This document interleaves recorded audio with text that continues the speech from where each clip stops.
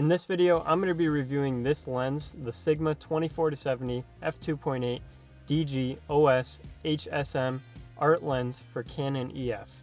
Let's get into it. Hey everyone, I'm Jake from Jake Media, and on this channel I review and test camera gear, as well as share my photo and video tips. So if you're interested in that sort of thing, please make sure you subscribe. Also, if you'd like to check out any of the gear in this video, there's going to be links in the description down below. Also, make sure you guys stay to the end of the video because I will be including some test video and photos taken with this lens. Now let's get into the review. Okay, so what we'll start off with first is price, and this lens is pretty expensive, coming in at around $1,059, and that's the price of it on Amazon at the time of this recording, and that's what I paid for it. So yeah, it's a pretty expensive lens.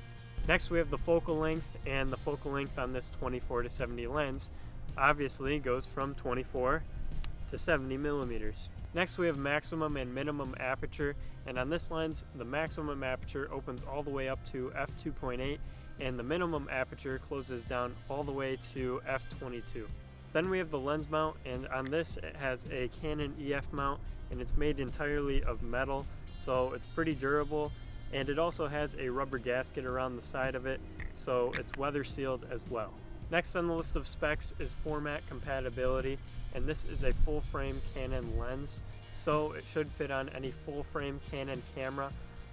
Because it's an EF mount, it should fit on any EF mounts or EFS mounts. But just so you know, it is made for full frame cameras and not APS-C cameras, although you can use it for both.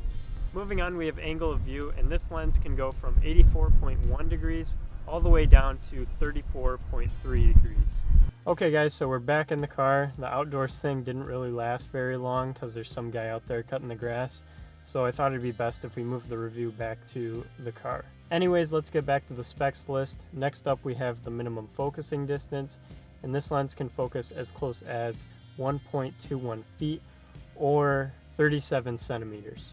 Then we have maximum magnification, which is 0.21 times. After that we have macro reproduction ratio, and that is 1 to 4.8. Next up we have optical design, which refers to the elements and groups within this lens.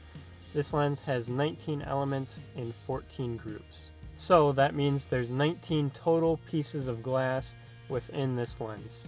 Right after that we have the amount of diaphragm blades within this lens, and this lens has 9 diaphragm blades, all of which are rounded, so it should make for pretty circular bokeh within your background.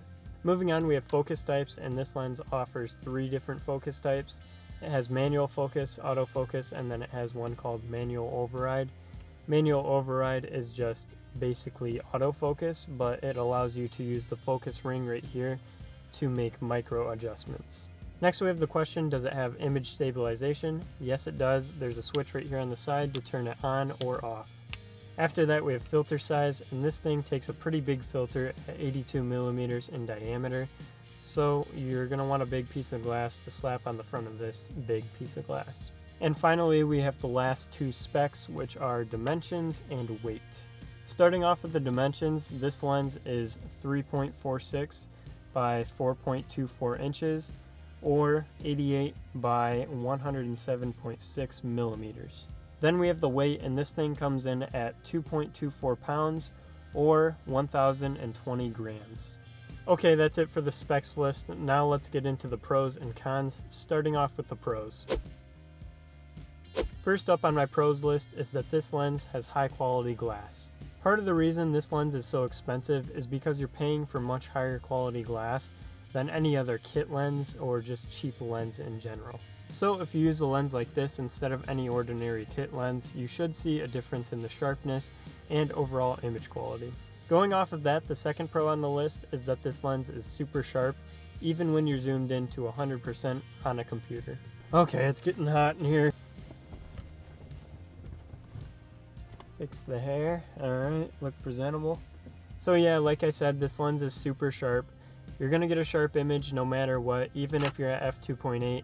I mean, of course, at f2.8, you're going to get some fall off as far as like blurriness goes. Like if you focus on someone's eye, the eye's going to be in focus, but maybe not the rest of their face just because you have such a shallow depth of field. But the overall image, it's going to be sharp. Moving on from that, the next pro on the list is that this lens can go down to f2.8. I mean, yeah, at a price point like this, it's kind of expected that this lens would have an f2.8 or something similar to that, but I'm going to keep it on the pro side just because it has the f2.8 and not something like a variable aperture like a f4.0 to 5.6, something similar to a kit lens. And the final pro on the pros list is that this lens has a super solid and tough build quality. The Sigma 24-70 is made entirely out of durable materials, things like hard plastics and metal. So that should really speak for itself how solid this lens is.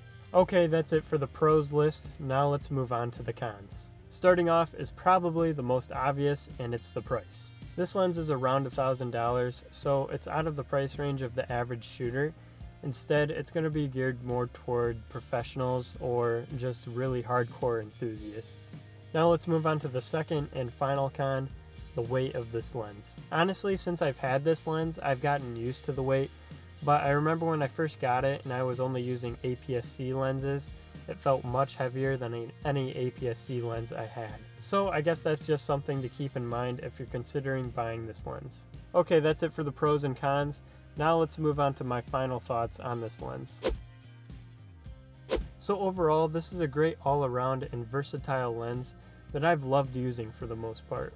It's been my go-to lens for the past couple of months and I haven't had any major issues with it. And I love the fact that it covers a nice range from 24 to 70 millimeters, 24 being slightly wide angle and then 70 being slightly telephoto. And then it has a nice range in between from like 30 to 50 millimeters as well. Now you're probably wondering, who is this lens recommended for?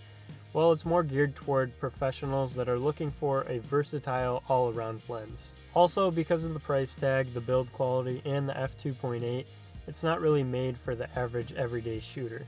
But if you are one of those average everyday shooters looking for a more budget-friendly option of this lens, I would recommend checking out the Canon 18 to 55mm f4 to 5.6 IS STM lens, or check out the Sigma 17 to 50mm f2.8 EX DC OS HSM lens. And keep in mind, these two lenses are made for APS-C cameras, so I'm pretty sure they're both EFS lenses, so they won't fit on any full frame bodies. And I'll make sure all those links are in the description as well if you guys want to check out those lenses. Also, just to let you know, the Sigma 24-70 will be in the description as well.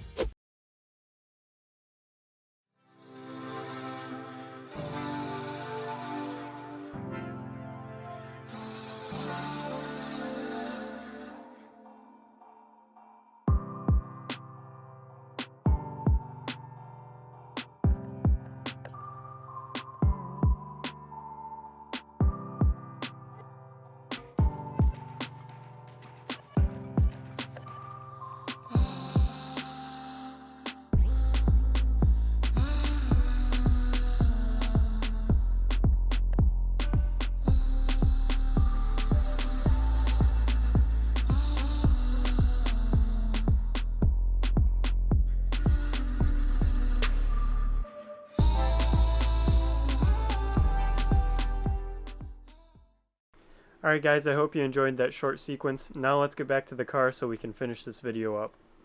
Anyways, if you guys want to see more camera related videos just like this one, subscribe by clicking right here. When you guys subscribe, it really helps out the channel, so if you could, I'd really appreciate it. Anyways, that's it for this review. Thanks for watching, and always remember to capture great moments.